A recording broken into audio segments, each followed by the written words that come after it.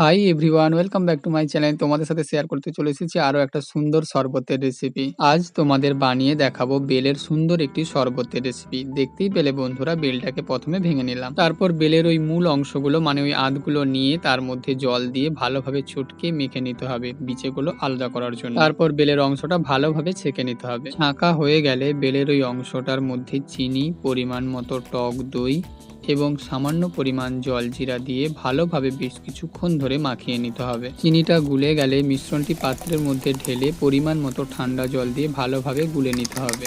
গোলা হয়ে গেলে ওপর থেকে নিজের ইচ্ছে মতো বরফের টুকরো দিয়ে সামান্য পরিমাণে বেলের জুস এবং টক দই দিয়ে এলাচ দিয়ে সাজিয়ে নিলেই রেডি হয়ে যাবে এই বেলের শরবতটি। একটা বেল দিয়ে কিন্তু 4-5 গ্লাস শরবত অনায়াসেই বানানো যাবে। আমি তোমাদেরকে একটা বানিয়ে দেখালাম। ভিডিওটা ভালো লাগলে চ্যানেলটিকে সাবস্ক্রাইব করে পাশে থাকতে ভুলো না। Tata, bye bye.